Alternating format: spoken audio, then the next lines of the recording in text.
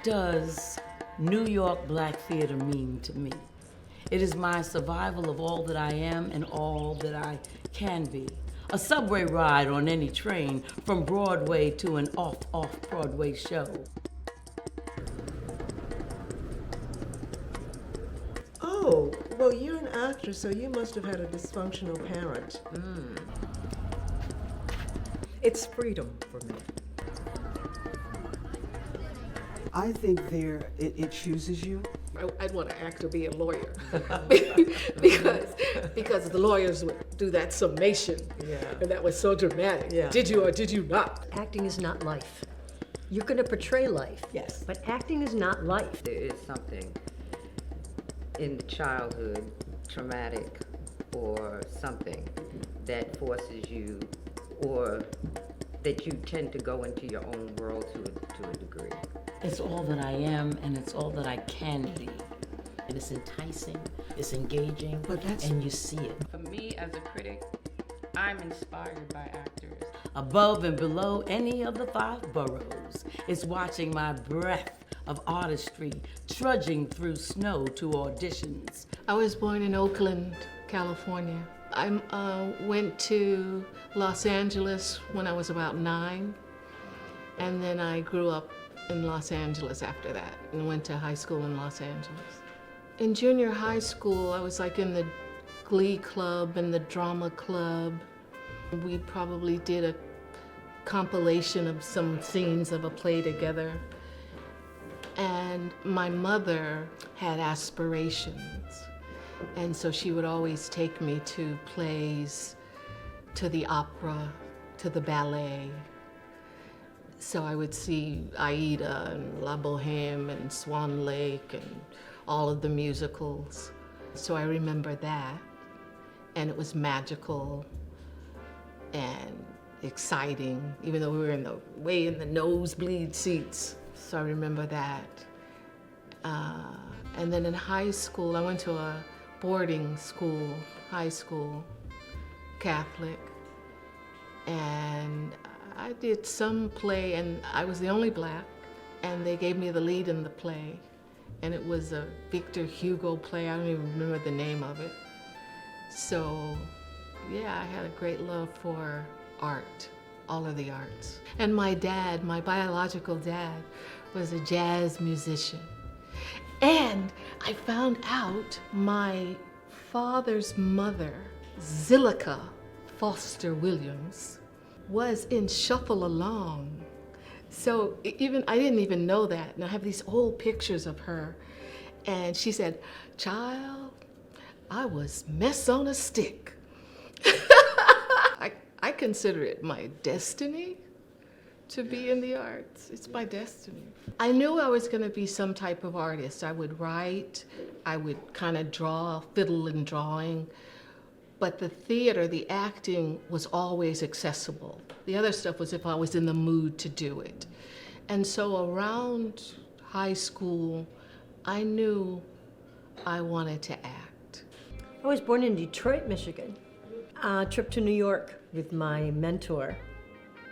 Came to see hair. Moved to Toledo, Ohio when I was 6. Went to grade school there. Went to high school there. Before high school, I met a lady who moved into our neighborhood. She was a dance teacher, and she needed a babysitter. She turned out to be my total mentor. So I ended up taking classes, teaching for her. She did choreography for most of our high school and regional shows.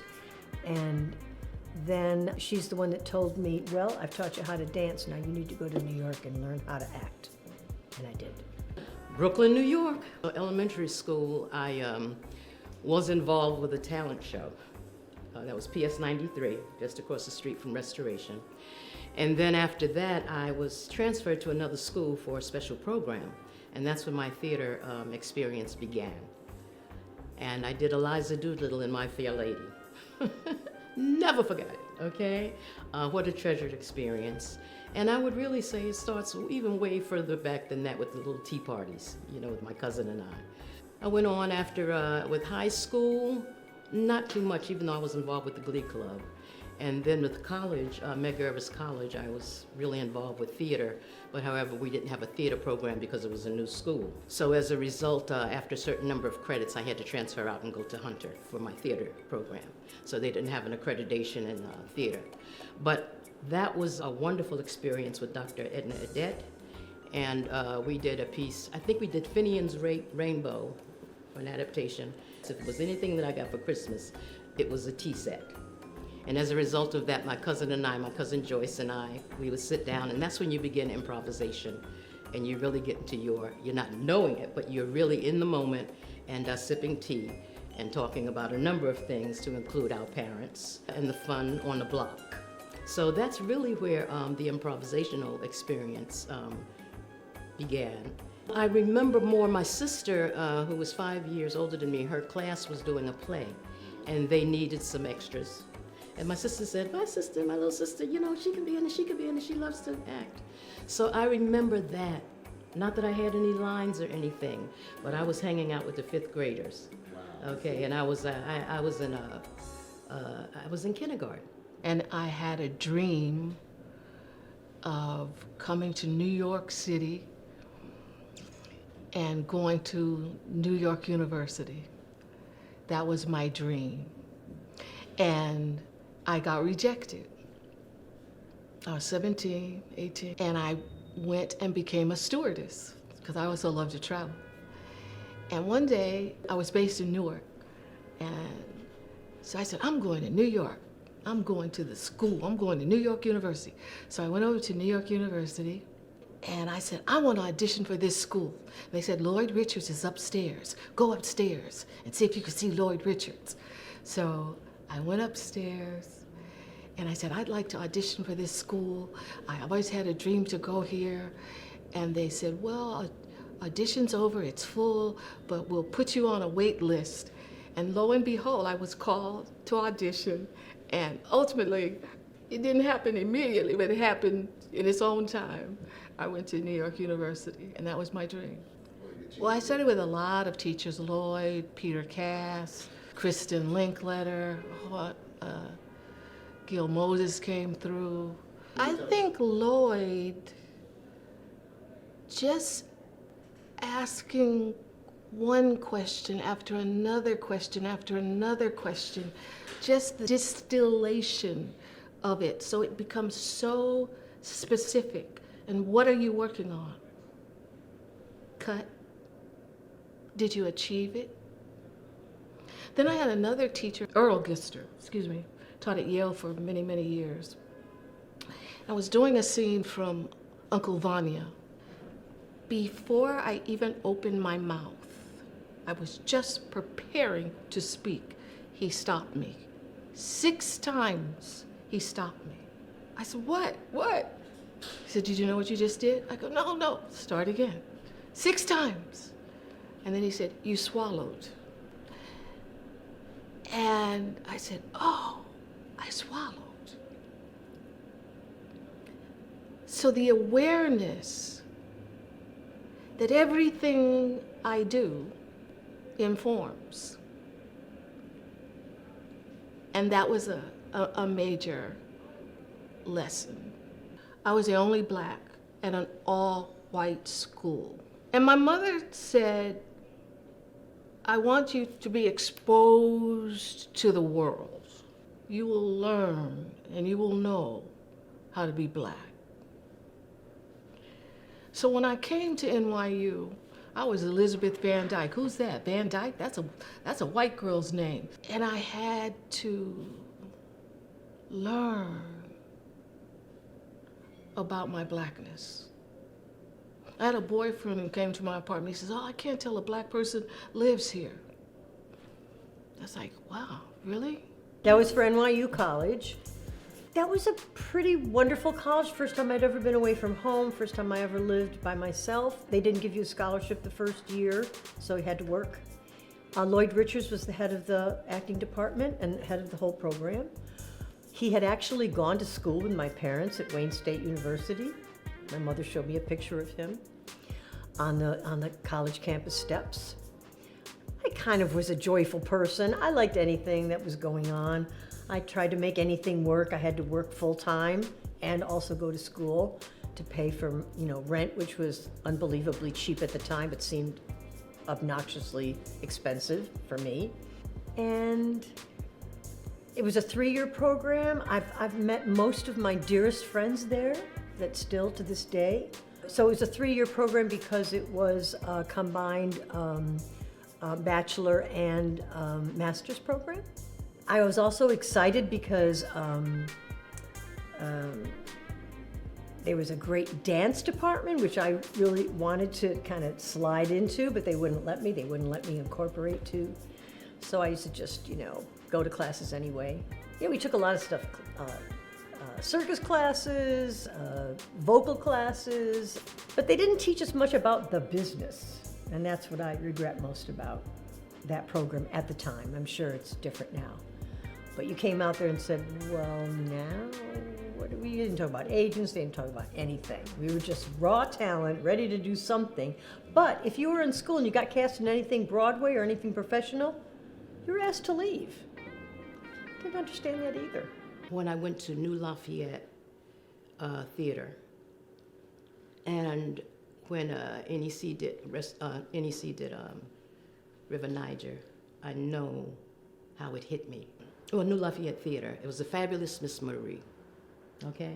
And I said, So afterwards, I was talking to Roscoe Orman, who was in the piece, and I just knew. But I underscored the but because when we started studying back in the day, there was the artistic development piece. And Joseph Walker, I was a demigod before I went to NEC. So he had a company. We were called the Demigods. It was myself, Lilius White, and others who have all gone on. And we were in the company. Frances Forster was my teacher. And I knew right away, because of her excellence, that I was in the right hands. I think it was part of a divine order, okay? It wasn't something that I said, I have to do this. The love of life and theater, when it all comes together, At Medgar Evers, I was on stage there. Prior to that, the youth program was on stage at the Billie Holiday Theater, which was more than just a theater program. The Billie was formed to serve the community in music and all of the arts.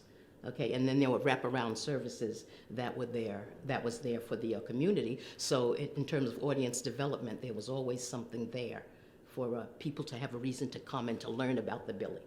Okay, but to get back to Medgar Evers, so my first production at the Billie was through Medgar Evers College. I worked with Ed Bullen's A Son Comes Home, NEC, and like I said at the beginning, the Demigods with Joseph Walker and Dorothy Denrow Walker. So those were the roots of my beginning. So when I came to the Billie, I was in a number of productions, right? And then when I came to NEC, I was in a number of productions back to back. I think right out of NYU, I got the understudy of the national tour of River Niger, right out of NYU. So I went on a national tour and understudied 2 roles in that play and went all over the country. And then at some point, the actress I was understudying left, and I took her role, the role of Gail, and played that. So I think that was my first professional job, and I think that was the first job where I got my equity card, yeah. I guess I started making what they call rounds. I don't think I had a legit agent. I think I was freelancing. You made rounds in those days, and that means you took your picture and resume and slid it under the door or put it in a slot or did mailings. And I worked at getting commercials. So I just spent a summer, I'm gonna work at getting commercials from 8, 9 in the morning I'd meet a friend of mine, we'd have breakfast, and we'd go make rounds. And I started auditioning for commercials. And before I knew it, I was doing national commercials. I was doing a national commercial. I was just churning them out. And at that time, I was also auditioning for regional theater.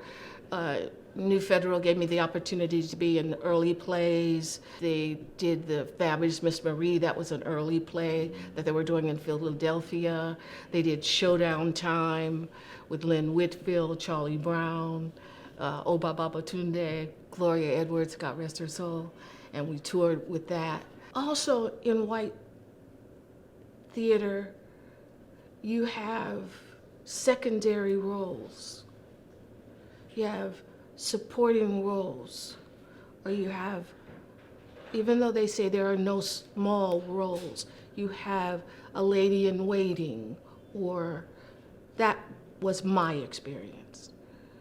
Black theater embraced me and emboldened me with a legacy of my people from Africa to this new world, and the richness of our history, the richness of our culture that has informed music, that has informed fashion, style, that has informed the cuisine, that has informed spirit, religion, oh, Black and Unknown Bards. It has informed my aesthetic.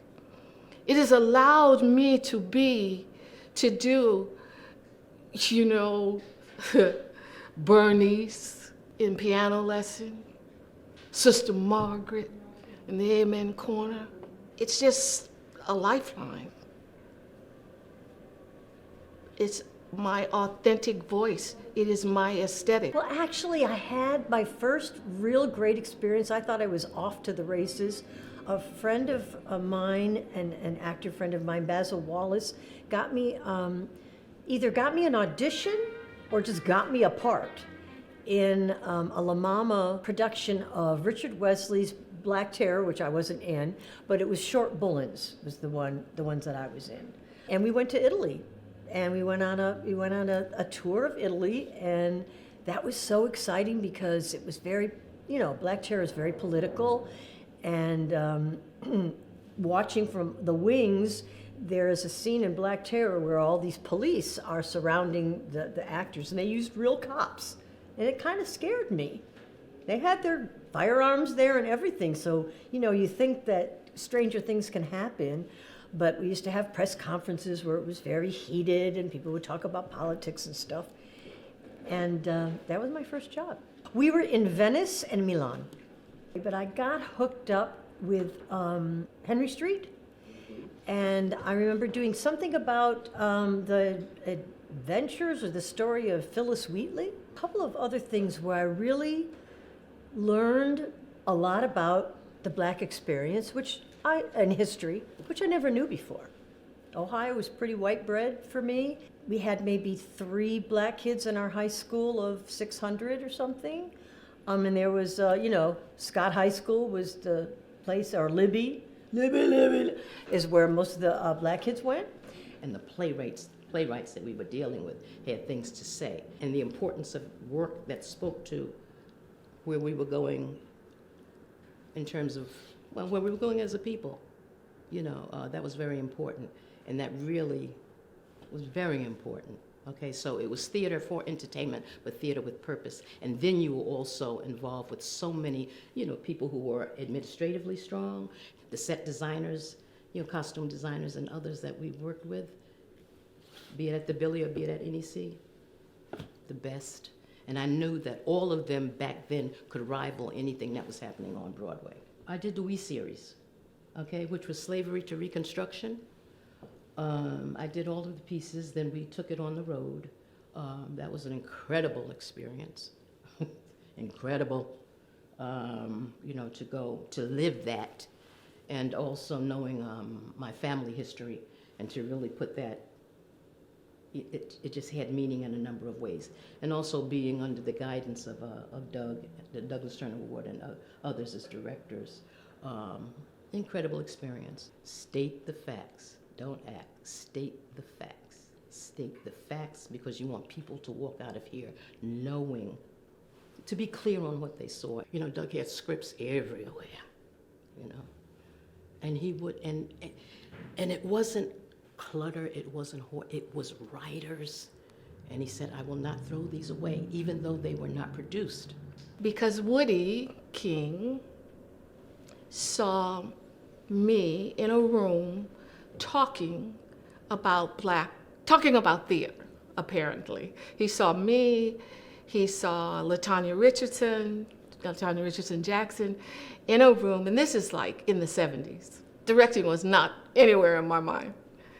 And he saw it, and he said, the way that we exuded an enthusiasm and a love and an articulation of theater, he knew that we could direct. So he gave me an opportunity to direct in the 70s, in the early 70s. So I directed The Mystery of Phyllis Wheatley. And then he gave me another opportunity to direct Games. And then another, years later, and then another opportunity to direct Sweet Mama Stringbean, a musical about Ethel Waters. And so that, at a Black institution, giving me opportunity, that early in the 70s started my directorial career, the arm of my directorial career. And then another impact was Woody telling me at some point in the 80s, an actor is for hire. An actor sits around waiting for others to hire them. If you want to have control over your life or for your artistic journey, activate work. That's when I created Love to All Lorraine, a one-person show about Lorraine Hansberry, which was in the 80s, where they were doing one solo plays. They're very prevalent today, but back in the 80s they were not. And that's when I started, activating work for myself. I think playing Zora was a gear shift in my career. Zora and Lorraine, and maybe Sister Margaret, were two or three plays where I became transcendent. People used to say to me, my friends and people who thought they knew better, well, why won't I do white theater? More the question. I said, well, what do you mean? Theater is theater. What's the difference? These people, Woody King gave me most of all my jobs in the first part of my years in New York. And I was probably naive in thinking that, but that was pretty much most of my thinking. I know that it may be different now, but I didn't think that the arts had a racial connotation to it. I thought you went, you got a part, whoever else was in it, you did your thing, and that made me happy. Well, in retrospect, it equalizes the playing field. It brings humanity into the perspective, because a person is a person. Whatever their cover is, that's fine, but everybody has the same feelings, the same problems. They can't find somebody to love. They want to kill somebody. They want to save somebody. They want to go on their own. It doesn't have a color. Not to me. And I don't think to our world, so I think it was very important. May have not known it at the time, but totally important. We're still fighting about it now. Well, you know, the non-equalization of women in theater, that bothers me, especially in commercial theater, the lack of real humanity in auditioning, and no matter what you do or what you say, they probably know what they want before you get there. The fact that they had to have open calls before I was equity, and it was just something that they had to do, but they weren't necessarily going to hire somebody, because they'd say, well, you can't do this because you're not equity, but you can't do this until you do an equity show to get your equity card. So I thought that was a pet peeve. And of course, people telling you what to do. Other actors, you should do this, you should do that. I think I probably did it myself at some time, and I realized that was not a good idea. Keep your mouth shut. do your own work. On a personal note, being in the same episode in Empire as my daughter was, even though we never spoke. I played her mother, but we never spoke. We were in the same room, but that was pretty special to me. The fact that you are focusing on Black theater and to invite me and realize that my life was my life and my choices were my choices, and these lovely people who gave me work. I never worked at NEC. Doug's Tour Award didn't give me a batted eyelash, but I went to all their shows and I really, really supported it. Some people see, they call it community theater, and as an actor, I don't say that. At the Billy or at any small, not small, or theater, meaning, when I say small, meaning not Broadway, your audience, it's a whole nother thing, you know. And there are things that happen that they know exactly what you're talking about, okay? And there's a sharing that happens. There's, even though that fourth wall is there, you know, there's something that happens. There's a rhythm that happens. Some people see those theaters as a stepping stone. I don't see it that way. I didn't see it as a stepping stone. I always thought the theater was a destination. And as I said earlier, would rival anything that was out there. You know, because all of the people that worked there have worked in theaters nationally and internationally. So we're talking about the heavyweights that someone else may not recognize. One More Time was something that was an incredible experience. Yeah, so I said that because I got a chance to act and to sing and to dance, you know, the triple threat stuff. But more importantly, having come up on Aretha Franklin and others. So when you get a chance to look back and you're going all the way back to Ma Rainey, Bessie Smith, you know, Ethel Waters was my character. Being on stage at the Village Gate and all the history that was there, and getting an opportunity to meet quite a few people, but more importantly, as an artist, I treasured that experience. Praying it transitions into a Black revolutionary theatrical mission that blooms in spring.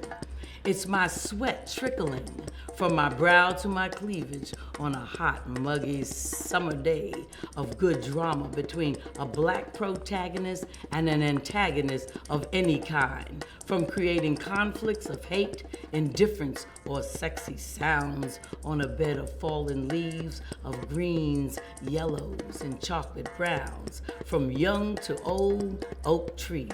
That's what New York Black theater means to me. We as human beings need to tell stories. It's like going to church, and that's speaking not only educational knowledge, but your spirit.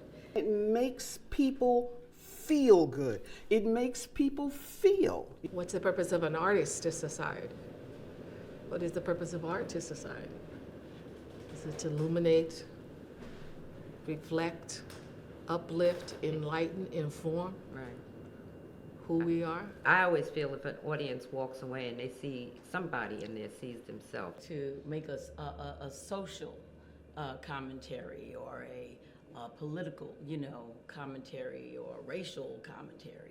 And mirrors, you know, because so often, you know, you're sitting up there and as a voyeur, you know, you're sitting up there and you're saying, for that moment, you see someone else. I think the purpose of being a theater critic is to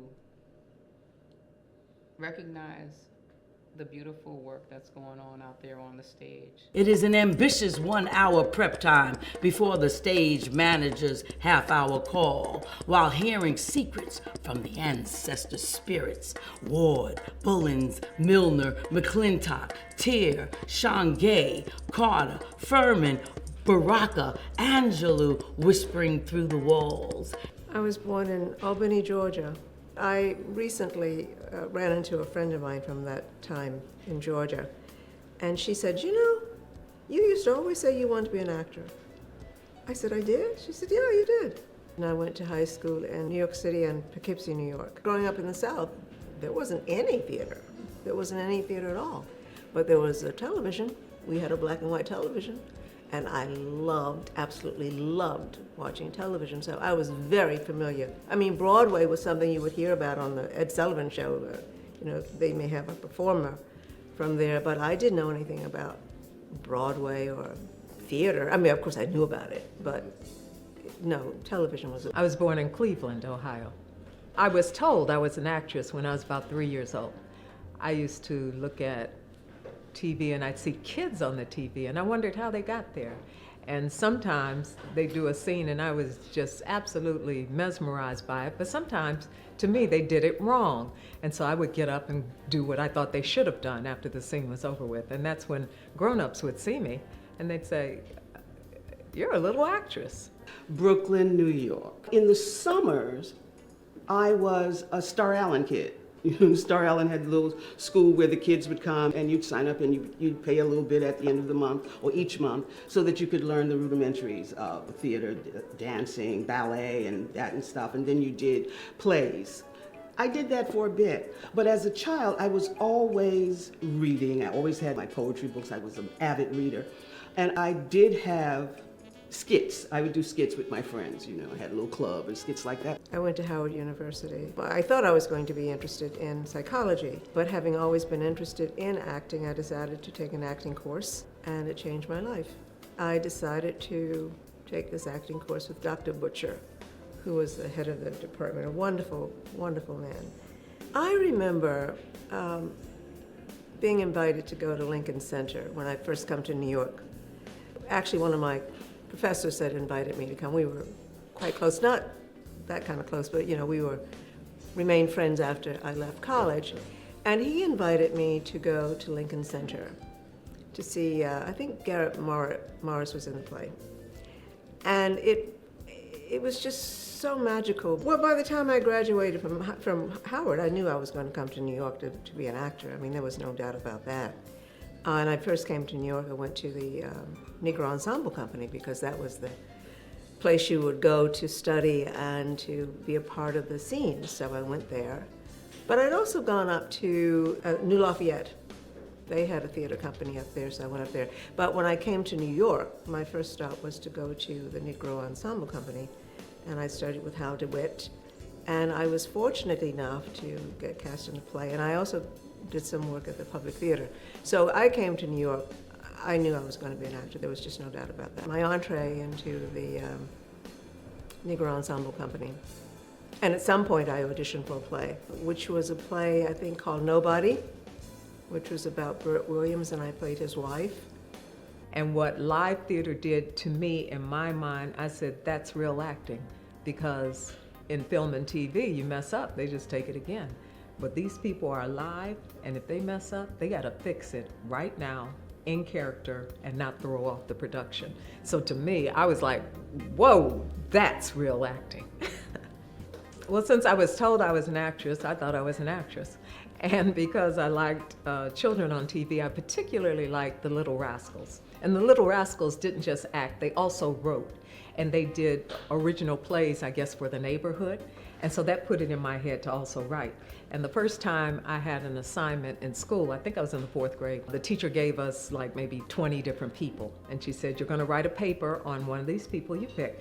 And you have to read your paper to the class, and it has to last at least 5 minutes. So it wasn't gonna be like a good paragraph. It had to be a paper. And so it was an exercise in writing, but also in public speaking. And so I wrote a play. I picked George Washington Carver, and I went around the class and I said, you wanna be in my play? You wanna be in my play? Not everyone, but certain people. And the teacher said, I'm not gonna collect it until after you've read it. And so many kids, and she would have you do it in the morning and somebody else would do it in the afternoon.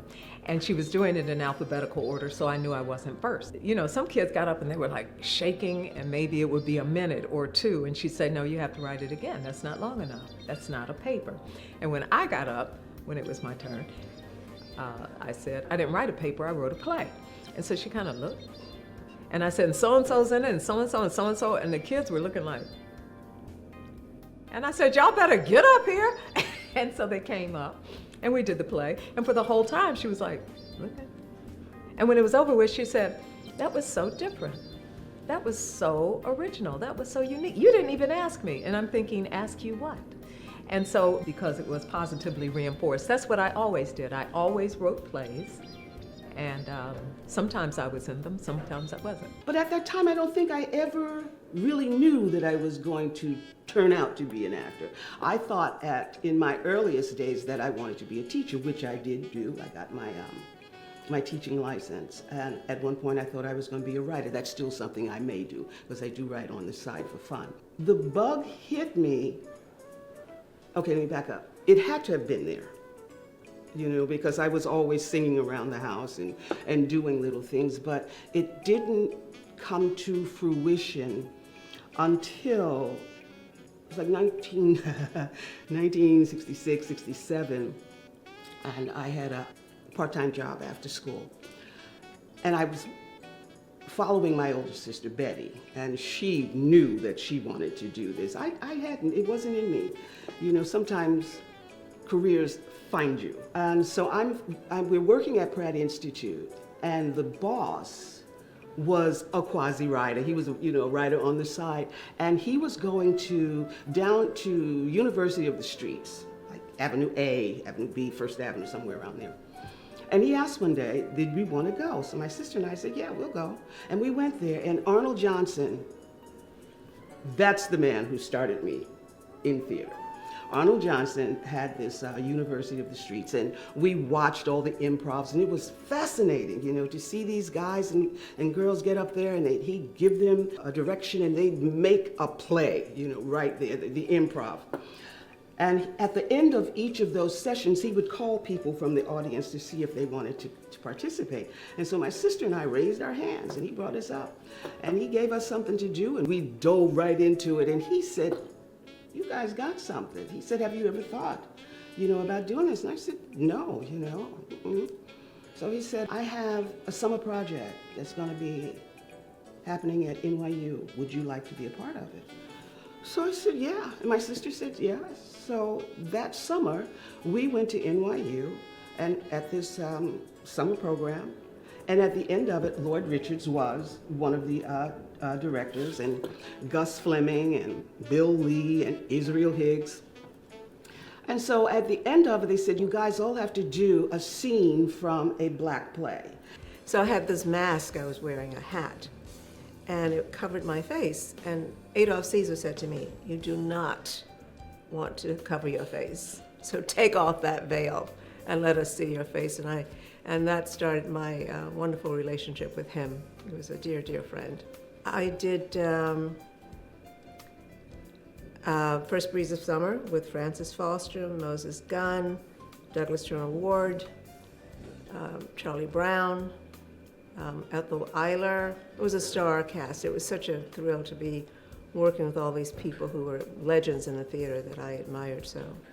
So that was one of the productions I did there. I did Ed Berlin's The Corner, and that was directed by Sonny Jim. Oh God, he was such a great guy.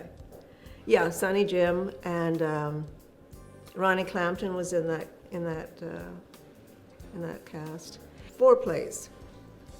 That was a one-act play. So Arthur French was in one of the other plays that I remember. I think Morgan Freeman may have been in one of those plays as well. I was very fortunate to get an agent early on, a woman called Diana Hunt. She had a lot of faith in me. I'm not quite sure why, but she did. She also handled Billy D. Williams at the time, or at some point in his career, but she just loved me and I loved her. And anyway, she was the first person who got me into, I never did extra work. She always said, do not do extra work. But she got me doing under 5s. And so I did under 5s for a while. I don't remember if she was the one who actually got me my first audition for a contracted part, but at some point that happened. That was The Doctors. And I got a year's contract, and I got fired. I was absolutely terrible because I was so, in that experience and in that environment, I was the only black person there. And that was quite different, and there weren't any black technicians. So that was very frightening and scary, all that cameras and equipment, and You just felt so isolated. But the people were very nice. I can't say I blame them. They were nice. But I didn't feel the support being there. And so I was very nervous all the time. Before I came to New York, when I was in high school, because I never talked about what I wanted to be when I grew up, because people told me I was an actor. So, and my mother and father, they said, so do you have any plans? You're getting ready to graduate in June. And I said, I'm moving to New York.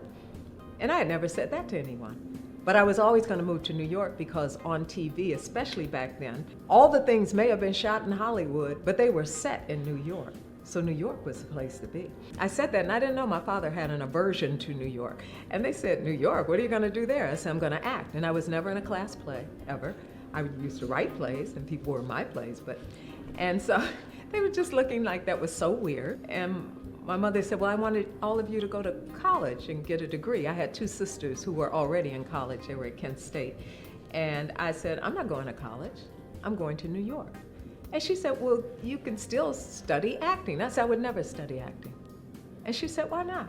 I said, because to make it in this business, and I was 17 and I had never done it, I said, to make it in this business, more than talent, more than a great look, more than a great agent, more than great, great, great, great luck, what you need is the ability to take massive amounts of rejection. And I don't know if I have that. And I will not go to college and get a degree in something that I'm too thin-skinned to pursue. And she looked at me like, oh, that was good. And I hadn't thought about it, but that's what I said. And then my father said, we're not sending you to college. You need to get a job. And so I thought, oh, he thinks I'm limited. And I said, a job doing what? He said, something you can do. So, oh, he really thinks I said, like what? He said, you could be a checkout girl in a grocery store. You could be a teller in a bank. So I looked at my mother and said, I'll go to college. I was just going so my father wouldn't have to worry about me. But I had no intentions of finishing. I didn't do any thought about where to go because I wasn't thinking about going. So I went to Kent because that's where my sisters were. I never, ever declared a major until I was a junior. The play I picked was In White America, Daisy Bates, because I had seen the amazing Gloria Foster do that role, and I was just stunned how she could be this grown woman and play this 12-year-old. I did that piece, and we had to do it for the heads of these acting schools. So there was Lloyd Richards from NYU, there was the head of Carnegie Mellon, and I think there was another one that I can't remember. My sister got accepted into Carnegie Mellon, and I got accepted into NYU School of the Arts, 4-year Martin Luther King scholarship. Mind blown. Mind completely blown, because it doesn't happen now. It's really hard to get a full 4-year scholarship. So I got that, went to school that September. From going to University of the Streets in March of that year, that following September I was in college. And it had to have been when I started in college, because coming up in Brooklyn, there weren't a lot of plays. It just wasn't, The plays were in New York, and at that time, you're in the borough of Brooklyn. New York is somewhere far, and you just didn't venture out that far. But once I started college, I went to the Public Theater and saw Richard Wesley's Black Terror. Yeah. This is something that I want to do. And once I got into the school, that was it. The life unfolded itself, and I embraced it wholeheartedly. Daytime was very big in New York. It was actually a very good thing, because it forced me to know that I had to learn to work under pressure. I had to learn a way to relax. So it actually was a very, very good thing, because I just knew I had to do something different from what I was doing, because that didn't work. I knew I would get another one. Okay.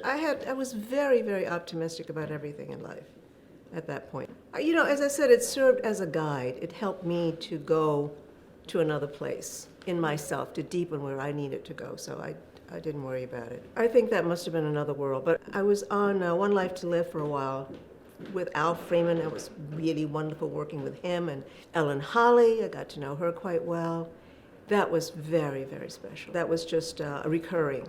And that went on for months, and then at some point, I was asked to audition for Another World. Actually, I auditioned for Another World, and they didn't cast me in that part. it was kind of, they were looking at black and white people, which was kind of unusual, I thought, at the time. But anyway, they didn't hire me. They went with a white woman. But when the role that I eventually got came up, the producer just called me and offered it to me. And that role just went into, I was there maybe 5 or 6 years. So, and I didn't even have to audition for it. But I had already auditioned, so he knew. And he, too, was very instrumental in helping me throughout my career. Paul Rausch was the producer. And he just had faith in me. And he also, in addition to bringing me on, he liked having black people on the show. So he brought on a whole cast of other black people. Bob Christian, Al Freeman, Michelle Shea, a whole list of people. It was just extraordinary what he did. Based on coming from that one character, it opened a lot of doors for a lot of different black actors at that time.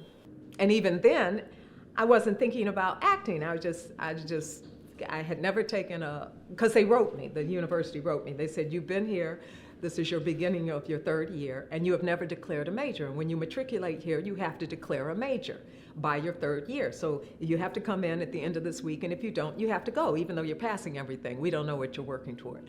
And so I hadn't had a class in the business building. It was the newest building on campus. It was most attractive, and I decided, okay, I'll be a business major. And so I went over there, and that's what I got a degree in.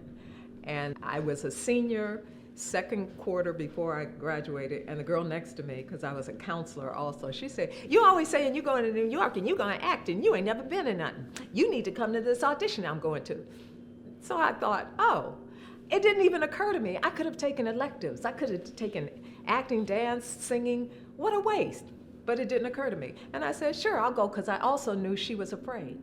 She was afraid to go on an audition. She reminded me of the kids that when we were in the 4th grade that were afraid to read the paper. So anyway, I went in, and I said, who's the lead? And they said, Sister Laura Wright Reed. I said, okay, so that's me. Who are you here for? And they'd say, sister. I said, no, that's me. Pick somebody else. Who are you here for? And so this man, I was really obnoxious. And this man said, who are you? I said, I'm Sister Laura Wright Reed. He said, what's your name? And I said, Perry Gaffney. He said, sign in, look at the sides, and wait your turn. I was thinking, my.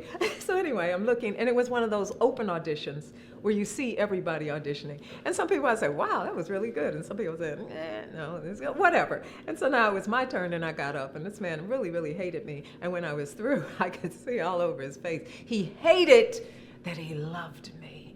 He loved me. He said, okay, we'll go over there and sing. I said, sing? I'm not singing. He said, this is a musical. You can't be the lead in a musical and not sing. I said, I am your lead, and I'm not going to sing. He said, get over there. So anyway, and I was so obnoxious. I really was, and I didn't understand, but he offered me the role, and I said, you cut all those pesky songs, didn't you? He said, just come to rehearsal.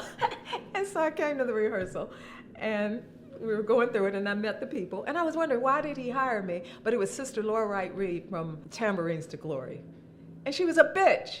So I said, oh, that's why he hired me, because I was a bitch. And he thought I was a natural. So anyway, that was my first show. It was in school, but after we did it, it was such a hit, they asked could we do a tour of the colleges in certain cities. And PBS in Cleveland wanted to shoot it for a special. And this is where training really would have helped, because we had these cameras here, 3 of them. We're in a smallish space, and we're talking, and the camera comes in, and I found myself, it was horrible. I was horrible, and had I had some training, I would have known, don't do that. And I knew not to do that anyway, even though I kept doing it. Peter Cass was my teacher. He taught us with a glass of scotch, and he talked through the class. And one would think that you weren't learning anything, because he just talked about things that happened day to day, things that happened in your life, how you experienced them, what it meant to you. And while as a young girl listening to him, I'm saying to myself, what, it's not structured like, you think some of the classes would be, but that wasn't his thing. His thing was to open you up to the world as it was. That when you walk into a situation, there's not going to always be somebody saying, this is how it goes. Find your way in, fit in, get it right. After I graduated from school, that's when everything that he taught me fell into place, because he was so unorthodox. so unorthodox, but a very good teacher nonetheless. At NYU, I had great teachers. Lloyd Richards for acting, third year acting, Olympia Dukakis for first and second year acting, the amazing Kristen Linklater for voice. I came out of college and Joe Papp came to see our senior production at NYU. It was Derek Walcott's, Tijan and his brothers, and he took our senior project. So I went from, I had a pretty storied, life coming into theater, as the way I got into NYU, and then my senior project gets picked up to go to the Delacorte after I graduated in June, and I was in rehearsals in July of that year. So that was my first professional foray into and becoming a member of Equity, all out of college. The first black theater that I worked at, wow, going back, had to be New Federal Theater. Shornil Perry directed it, and it was me and Michelle Shea and Lou Ferguson and Lou Dobbs. I went to Richard Allen Cultural Center with Hazel Bryant. Hazel was marvelous. She really was. She, being a sister in this business and having your own theater and wheeling and dealing as she did, some people came away thinking that she was hard and whatever, but she wasn't. She just knew what she wanted, and she knew a certain way that she wanted it done, and she did that. But she always did wonderful plays, and from there I went to the Billy to do Innocent Black and the Five Brothers. Weep Not for Me, Gus Fleming, yeah. That was my first play at NEC. I met James Baldwin there. They came to see the show. She was wonderful because her hands was in so many different areas, and she knew a lot of the literati. My career is very strange. I did that, I did television, and I was doing commercials, but very little theater. And then when that kind of petered down, then the theater thing picked up. It's been kind of interesting. The first play I did there was a play called, was by P.J. Gibson, Long Time Since Yesterday. And that was a wonderful experience. Loretta Devine was in that, Starletta Dupois was in that. My dear friend, we're still very good friends, Emily Yancey, I met her there. And after that, I did another play called The Trial of One Short-Sighted Black Woman versus Mamie Louise and Safrina May. That was an extraordinary production. It was just beautiful. And it was directed by Paul Carter Harrison, who had been one of my professors at Howard University. It also went on to win, it was my first Adelco award. We got ensemble acting. So that was definitely a high point working there. And it began my wonderful relationship with Mr. Woody King Jr. I got one for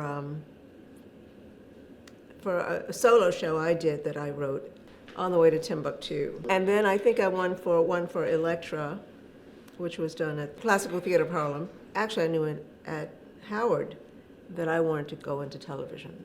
That was really clear to me. So any acting I may have, classes I took, they were geared around that. The first directing thing really started with, he would ask me to direct readings. And at some point he asked me to direct a play called Colonel of Sanity by Kermit Frazier. And that was my first, I guess, main stage production at New Federal Theater. And then he asked me to direct Looking for Leroy, which was a wonderful success for us. We won a lot of, that was another Adelco I won, but that was as a director. We won a lot of awards for that. And the teaching actually started in another place. Fred Hudson had a theater company, had a theater school up on 96th Street. I started teaching there. He had seen me directing something. He was a lovely man, Fred Hudson. And he just came up to me and he said, would you like to direct an acting class? And I said, yeah. I've never been one to say no when given an opportunity. So I said, okay. So that opened a door, a wonderful door, teaching and working with young people and just people who want to act. If we don't tell our story, who is going to tell it? But I love to work with the Black theater and work with people that are up and coming, the writers, things like the Black Theater Festival down in Winston-Salem, when you meet so many from all over the country, really all over the world, because they come from South Africa and Brazil or wherever. It's just, it's a privilege and a pleasure. I really like being the demon mammy in Talvin Wilkes's Incubus. But my uncle was Joe Seneca, who was a brilliant and venerated performer. And when I first moved to New York, he was on Broadway with Elizabeth Taylor in The Little Foxes. And he had a small role in it. But what he did, he used to give me scripts that he was being asked to consider. And he'd say, am I going to do this? And I'd read the script. And in the beginning, I'd say, yeah. He'd say, why? I said, well, it's a nice size role, and it's film, TV, whatever it was, and you're going to get a lot of exposure, and it'll lead to the next thing. He said, I would never do that. I said, why not? And he'd say, he would never have a role where he would kill a Black person, even if the Black person was bad. He would not do that. He would not have a role where he was being abusive to a woman, or things like that. So he taught me how to look for little negative things. And after a while, he'd say, am I going to do this? And I'd say, no. He said, why not? And I said, because of this or because of that. And he said, right. And then after a while, he said, am I going to do this? And I'd say, no. And he said, why not? And I said, because of this and because of that. And he said, oh, I got to look at this again. I was thinking about doing it. So he really taught me how to dissect a script and look at it. And I really, really, really am so appreciative of that forever and ever. On its face, acting is acting, no matter the color of the person's doing it. But because we are such a culturally entrenched society, being a Black actor and working in a Black theater, then sometimes your movement is easier, your throughway is easier, because the people, we all speak the same language. You know, most people don't think we do, but there's such a big, distinct rhythm to us as a people.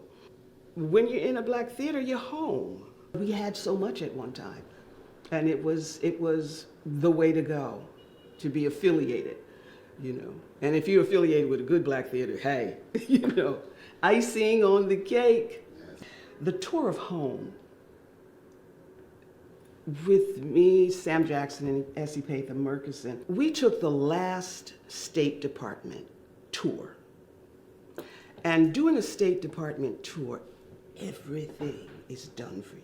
You do nothing but get to whatever country you're going to, because we went out of the country. Whatever country you're going to, you're met with a liaison from the United States to make sure that everything is fine, that nobody hurts you. They met us in the Philippines in an armored car because there was some fighting and stuff going on. That was one of them. That was exciting. Doing home in Cebu, Philippines, in the round with people bringing in goats and donkeys, and they lost our costumes, so Patty May had on a off-the-shoulder dress and stuff like that. But that was one. The biggest one for me was, and it's a faux pas that happened, at the Gate Theatre in Ireland, opening night. We're doing home, and my lines are sitting and rocking and swatting flies. And I open my mouth because this play is going like, we are on it. And I say, sitting and fricking and frocking. I stop. And I say, sitting, frocking, and fricking. I take another breath. And I say, sitting and rocking and swatting flies while the whole world cries, there's a war going on. And the audience, because I got it right. I mean, doing Innocent Black at the Billie Holiday Theater to a, standing room. We were the first play to stay in running for 9 months. That's a long time. That's most theaters don't get a play that can run for 9 months. We were the first one and get picked up to go to Broadway. As I stretch and breathe to be or not to be, which is never the question, because they taught us every show must go on and on and on, even when it closes and changes my trajectory. That's what New York Black Theater means to me. It is my training, my technique, my picture, my resume, my bio, my monologue, my dialogue. From reading to performing the black classics like A Day of Absence, What the Wine Cellars Buy, The Dutchman, The Fabulous Miss Marie, The River Niger for colored girls who have considered suicide, even when the rainbow is enough. The many plays written about political, social, racial, and gender divides that live in humanity and gave me permission to write my own plays and poems. The thing about training is that it gives you tools. Acting is a craft, and like any craft, if you have training, I think it just expedites your excellence. It takes a lifetime. It takes forever to master a craft. Training helps you to experience maybe not exactly the same, but you can come to the same points that the playwright and the director want you to get to. Just being totally aware of my body, doing the breath, doing the stretching, doing the exercises, doing the voice and diction. Education, your training in the arts is extremely important just for technique. I didn't actually go to a class to become a theater critic. It doesn't work like that. I had my journalism background, I had my writing background, and I just love theater. Born from theaters like New Heritage, Negro Ensemble Company, New Federal Theater, National Black Theater, the Hadley Players, and Billie Holiday Theater. I was born in Brooklyn, New York. My dad took us to, I think it's Shakespeare on the Hudson or something like that, like in Connecticut. And I saw Lou Gossett in a production of Waiting for Godot. And although I was young, like 9, 10 years old, and I didn't exactly understand everything, it just blew me away. I loved it. When I was about 13 or 14, and I decided I wanted to go to Performing Arts High School, there was a program at Brooklyn College by Maurice Watson was doing on black theater. So my mother was able to get myself and my girlfriend in that. And we weren't really taking classes per se, but we were allowed to sit in, and they did a lot of ritual type theater, so we were able to be part of the ritual theater. And then he helped me, he auditioned me for Performing Arts High School. And I did a white piece, I think it was Our Town or something like that. And I got in.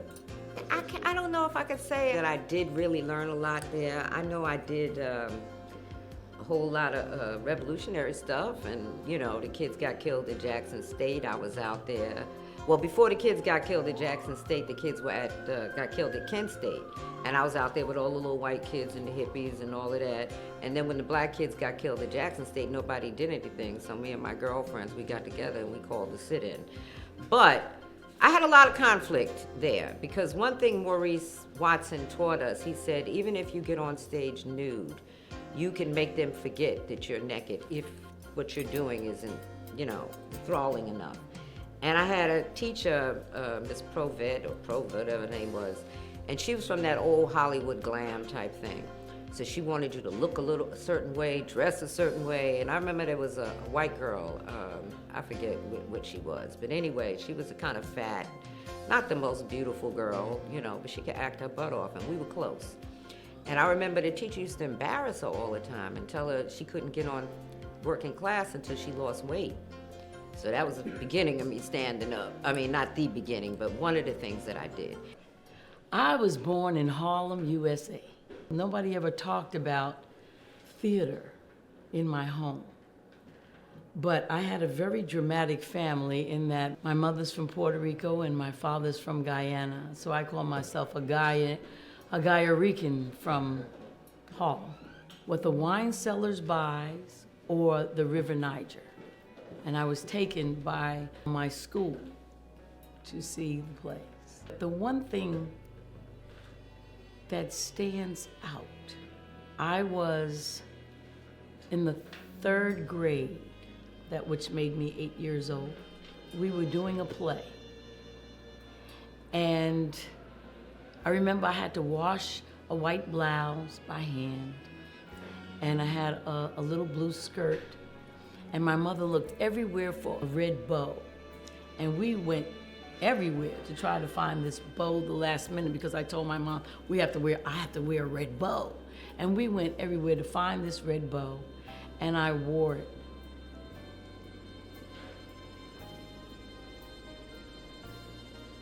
I'm sorry. And my mother, who's now gone, she was in the wings when the play happened. And I was in the center with these little,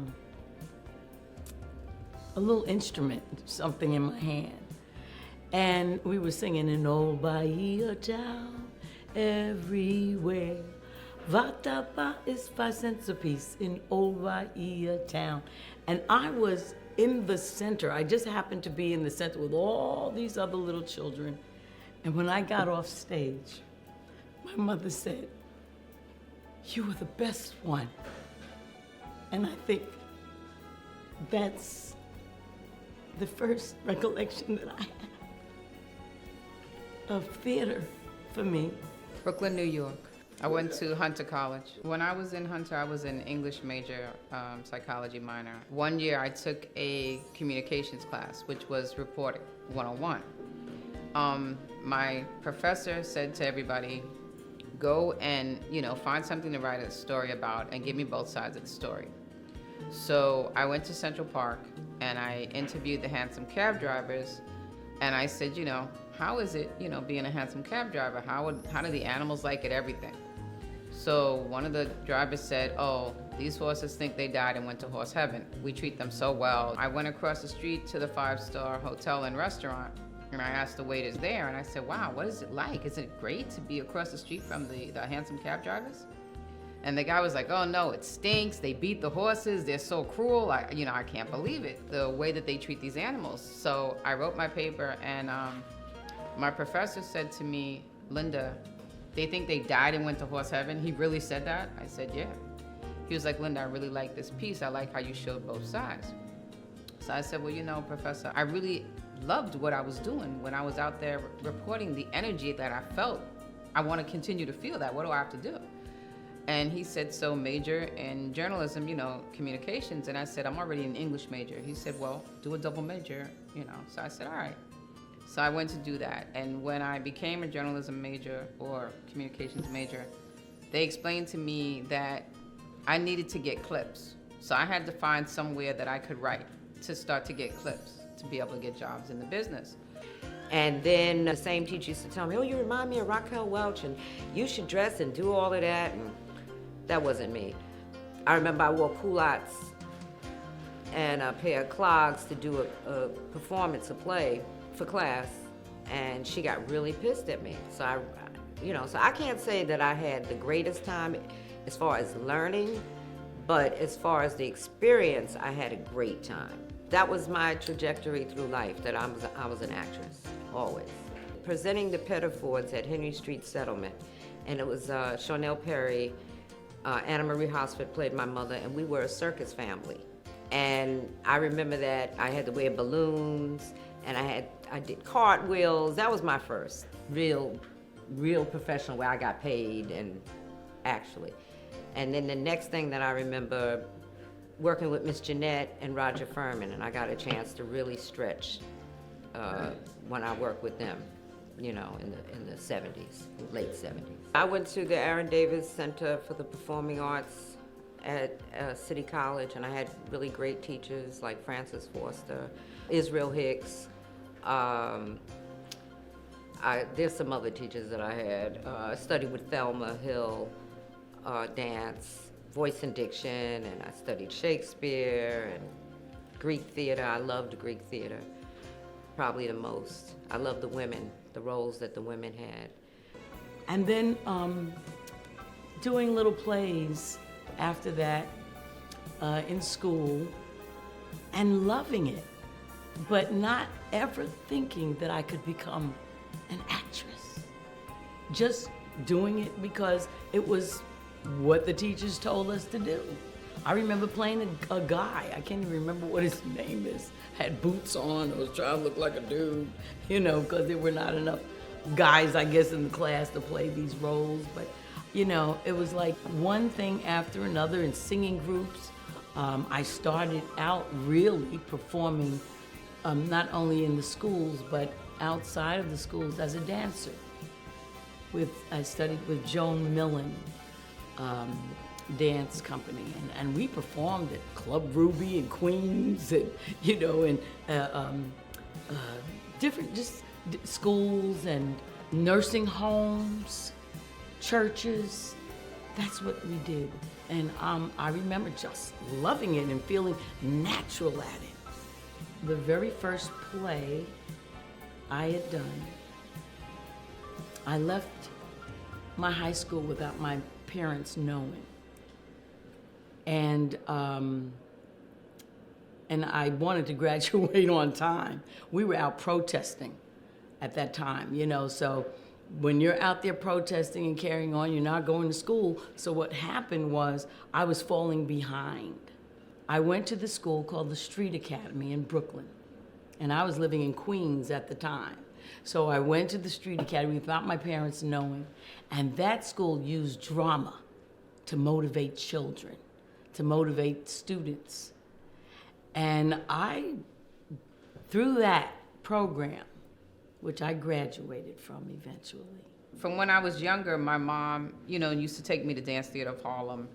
I remember as a kid going with my family to see Mornings at 7 on Broadway and things like that. So theater was something that I was always interested in. And I went to Amsterdam News, and at the time, you could literally just walk into the paper.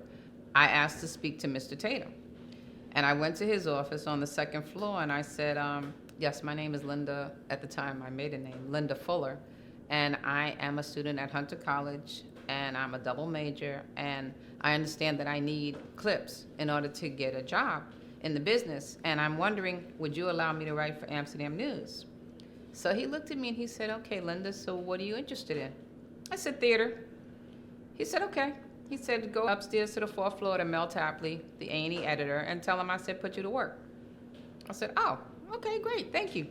I went up to Mr. Tapley, you know, he started sending me out to church basement plays, you know, which again, like I said, are literally in church basements, but that was cool, that was cool. I was having a good time.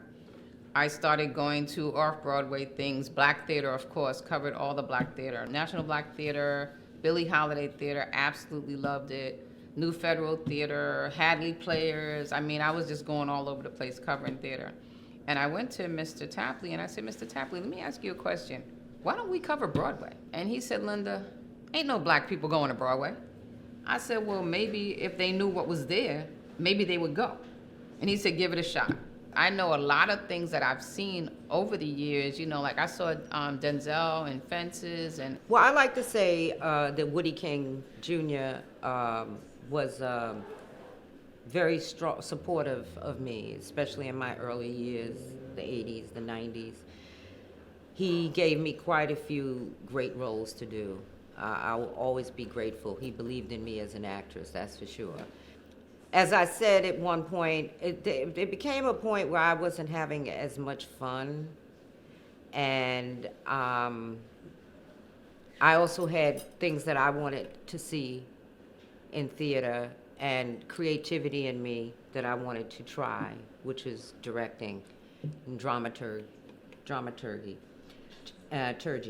And I love writers, so I wanted to also support writers, you know. And I thought through my Potpourri World Women Work series that I could give writers a peek or opportunity to feel what it feels like in a professional environment.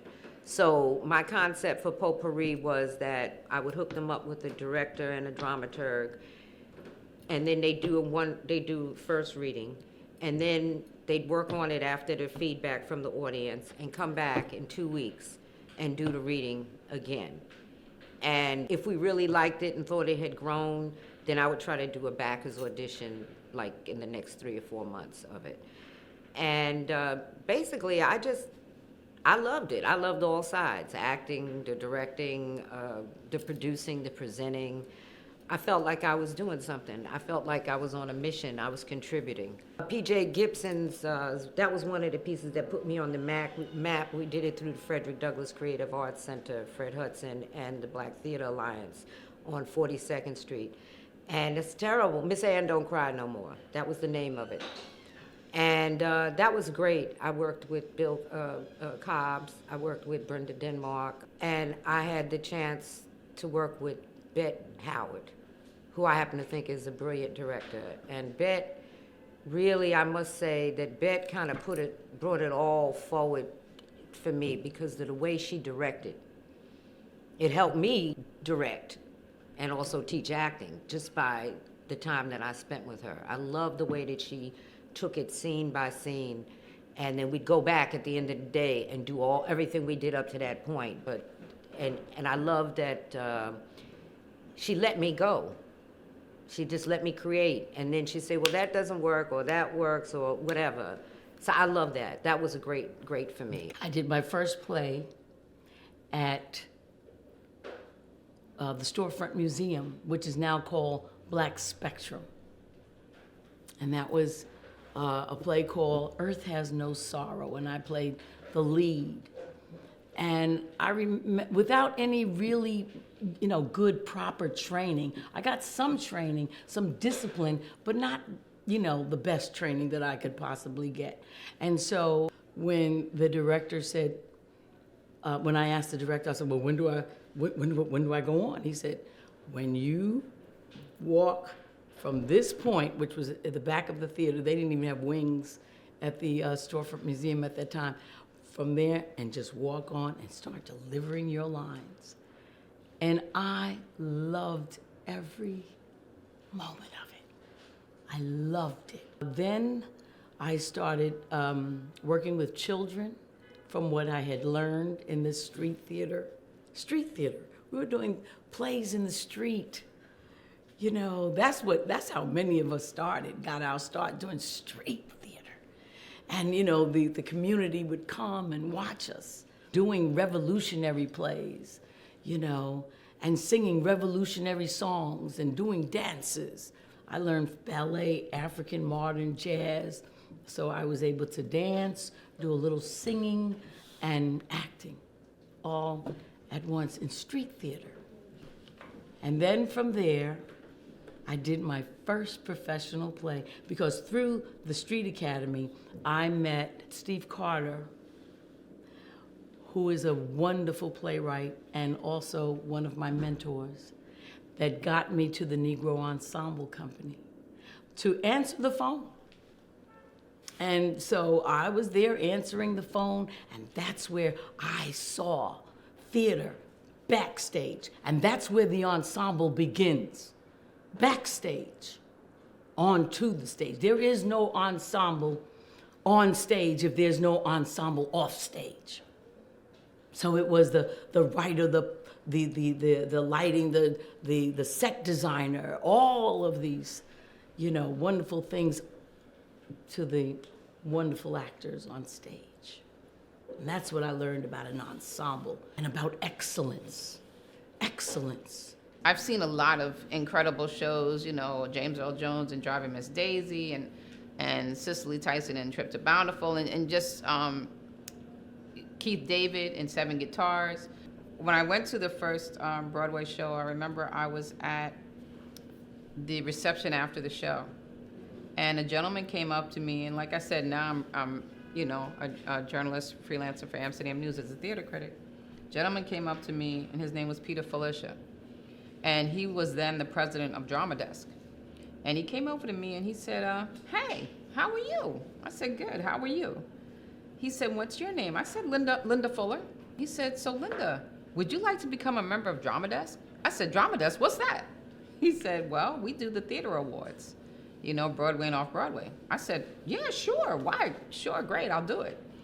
So I put in the application, you know, and I got accepted, paid my dues. And once I was with Drama Desk, then I got put on press lists. And I mean big press lists. So now everybody's inviting me to all the different shows, Broadway, off-Broadway, everything. That was great because now I could cover every show that there was. Someone asked me one time, did I ever have a problem getting invited to shows? And the fact of the matter is, I never did. The press agents have always been good to me. They've always reached out to me. They've always given me opportunities to see whatever was going on out there. It was just a question of me finding the time to see things. I am also with Adelco, which does the Black Theater Awards. And bless her heart, she was like a mom to me, Miss Grace Jones. I was talking to Miss Grace in 2015, and I said, you know, Miss Grace, I'm kind of down. She was like, Linda, why? I said, Miss Grace, I've been a theater critic for 30 years, and no one has ever acknowledged me in any way, shape, or form. And she said, Linda, we're gonna honor you. I said, really? She was like, yes, Linda, we're gonna honor you. So after a little while, I didn't hear anything. I just let it go. And then she called me and she said, Linda, did you put together your bio? I said, for what, Miss Grace? She said, Linda, didn't I tell you we're gonna honor you? I said, really? She was like, yes, Linda. So I put together my bio. I had written a speech and everything because being acknowledged by the Adelcos meant being acknowledged by my Black theater family who I cared and loved so much. When I went up there for the award, I literally cried throughout my entire speech. And my oldest daughter was in the audience, and when I got back to my seat, she said, I looked at her and I said, I'm so sorry. And she said, Mommy, it's okay. It's just who you are, it's okay. When everything was over with, I did Rashomon with Roger Furman, and I loved Roger. I just didn't know how he did it, but I loved him. We'd be on the stage rehearsing, and Roger be the licking envelopes or sweeping the stage, and he would hear something. He'd say, I don't believe that. That's not honest. That's not real. I loved working with him. He also let me. I always say that Roger Furman taught me how to make an entrance, and Miss Gertrude Jeanette taught me how to walk a stage. And I love Miss Jeanette. I called her the general, but she was another one that just let me create. And she'd tell me what worked or what didn't work, but she would just let me bring it. One of the biggest things I find in theater that bothers me is half hour is sacred. When it's half hour, shut up, go somewhere, prepare. And I've been so many times backstage where they're just talking about what they did that day or so I'd either, if they weren't gonna be quiet, I would just go out of the dressing room and find a corner, even when there was no heat in the theater, and find a corner so that I could be by myself and prepare. When you're actually in rehearsal, my training is you make choices, you know, so you go home and you make choices, you do the homework on the character and you make a choice and you bring it in. And I find a lot of people don't. A lot of times they're waiting for you to break everything down for them or tell them where to move or how to move. Or one time I worked with this professional actress and she's gonna tell me, oh, the way he wrote it, you're supposed to move here or say this here. And I said, no, darling.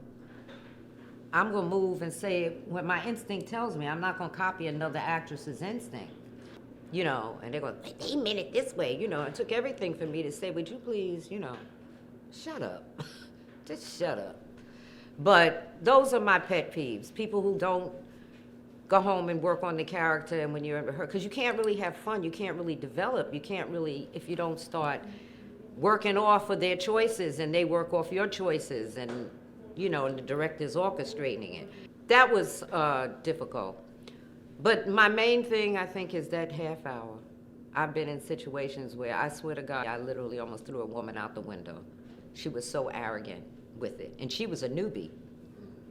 But somebody had told her she was good. And she had her friend from college, 10 years, was seeing her in that half hour. And I said, could you just tell her, could she see you after? She told her to come on up. It was awful. It was just, that's just me. That's a real pet peeve I have. That's what Douglas Turner Ward demanded, excellence in theater. And from there, I just moved on to writing. Oh, the first professional play I did there was Living Fact, written by Judy Ann Mason, starring Frances Foster, whom I had admired in the River Niger, Dean Irby, whom I had admired in the River Niger, Charles Brown, Minnie Gentry, Melvin Van Peebles, another person that I admired so much, because when I saw that movie, Sweet Sweetback, he wrote it, he directed it, he acted in it. Douglas Turner Ward writes, directs, acts, he's an administrator, a producer. All these people made their path happen. I admired that. So consequently, what did I do? I started writing, not only acting, but writing and directing. I wasn't going to wait for the telephone to ring. I was going to make something happen for myself. 6 plays later, I've written so many different plays. My plays have been shown at the Billie Holiday Theater, NEC, in Tennessee, just in North Carolina at the National Black Theater Festival. And not only that, it is an opportunity to hire so many people, not just actors, but your director, your usher, the producer, everybody from one play. If it ain't on the page, it ain't on the stage. So that one play, in the beginning, in the Bible says, in the beginning was the Word, and the Word was God. Okay, and so that plays, we create work, for people. God bless the playwrights. I was going to the back of the theater because, we were doing pictures and things like that. People just started coming over to me, and they were like, oh, Linda, well overdue. Oh, you've done so much for all of us. People started saying, oh, I was in this play and this year, and you gave me this review, and I'm still using that review to get gigs, and oh, you're so important, and you do so much. What you do is so important. And I'm just literally like in tears, like, really? Oh my God, thank you. Because the thing about being a theater critic is I never know what my work means to people. I never know. Unless I get somebody like a Woody King with New Federal that will call me and say, Linda, when your review came out, the phone wouldn't stop ringing. Woody would say to me, Linda, I need you to come to review my stuff because you get it, the way you write it, people understand it, and they call. Being honored by Adelco, it meant the world to me. And then I was talking to this gentleman who was the curator for Lincoln Center Performing Arts Library. And, talking to him about different things about my work being there, because he has the entire portfolio of everything I've ever written from when I was Linda Fuller to now at Lincoln Center. Because they keep they chronicle all the arts and entertainment and theater stuff that Amsterdam News puts out. So they have 36 years of my work there. When I go to theaters, I don't really want to be seen, because when people see me, they get nervous. So I try to sit so they don't really see me from the stage. And then when the show is over, I basically get up and leave, because if I stand around, then people want to come to me and say, oh, what'd you think? And as I've told people, I don't answer that question. So before I have to, be rude or whatever, I'll just get up and walk out, even if I like a show. What I do with Black theater and covering it comes from my heart. When you go into a show with an open mind. Don't have any prejudice against the show. Don't read any reviews of the show before you go into it. You should go in as an open vessel and just take in whatever the show gives you. And when you write something, write it in a way that people can understand what you're trying to say. You don't have to tell them the whole storyline. You can just give them the information that you think is going to convince them to make the choice of going out and buying that ticket and going to that show. I think that theater, especially Black theater, is important in making sure that our stories are always told and that a record of our existence is there.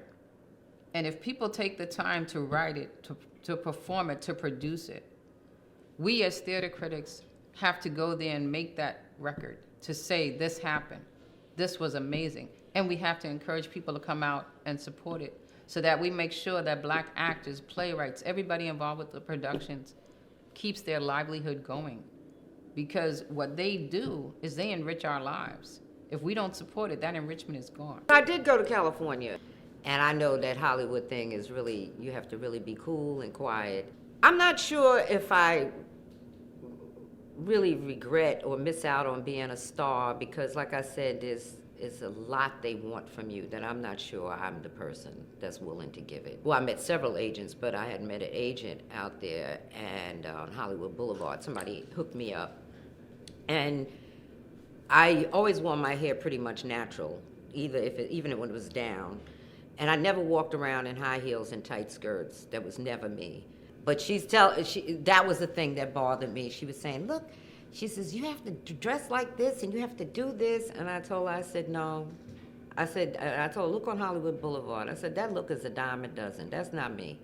I'm not walking around in any of that stuff. I said, but if the role requires it, I will do it. So it was kind of difficult for me in California, although I had some pretty good auditions. I made some mistakes in one of my early auditions. Kevin Hooks had invited me to an audition for something, and it was for a gang leader. And I came in looking like the gangs I know from Brooklyn, Harlem, whatever, and everybody in there, all the other women had long flowing hair and long dresses, and I'm like, well, what kind of gang leader is this? So anyway, I did something that you never do. I don't know how come I did this. It was like I was sabotaging myself. I had a purple towel, and I had a hatchet in the towel. And I go to audition, and she's digging it and everything, and all of a sudden I pull that damn hatchet out. That woman almost jumped out the window. Of course, they threw me out of the studio. That was I don't know why I don't remember people telling me about not bringing props. But anyway, so that was that was a big lesson for me. I can't really say that I would be happy in the Hollywood lifestyle. It's just, I don't see a lot of use for all that. It's just too much. And that's just the way I was raised.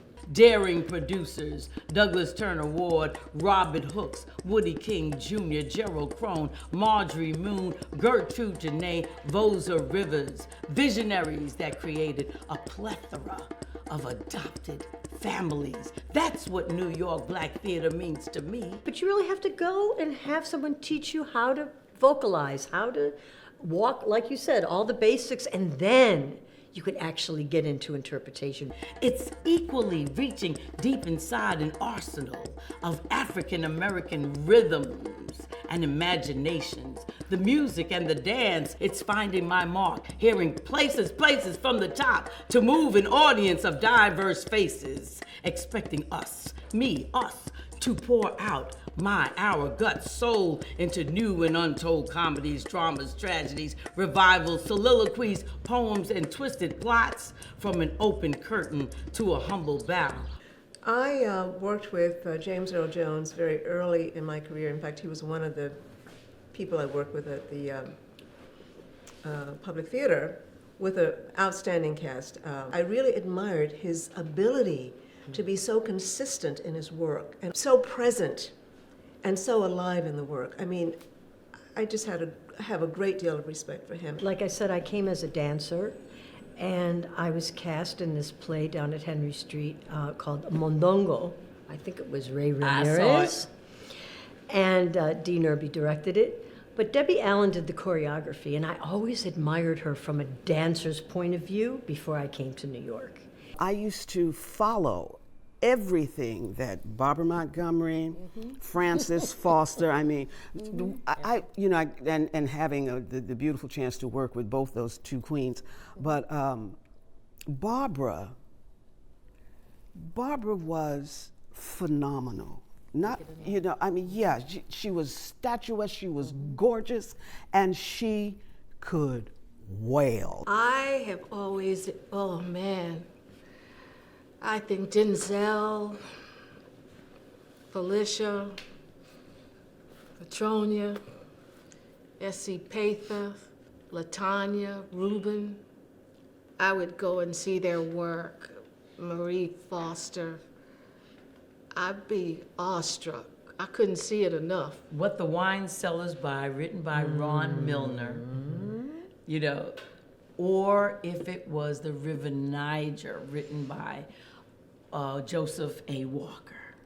I don't recall which one I saw first, but I know that I just loved, you know, Retta Green, who was in the What the Wine Cellars Buy, Marilyn Coleman, who was in What the Wine Cellars Buys, Dick Anthony Williams. I'm sorry, I gotta name these people, you know, or The River Niger, Francis Foster, Graham Brown, Douglas Turner Ward. In the early days when I was coming up, one of my favorite actresses in the world was Brenda Denmark. And I was just staring at Glenn Turner. Charles Weldon, who later on took over the Negro Ensemble Company.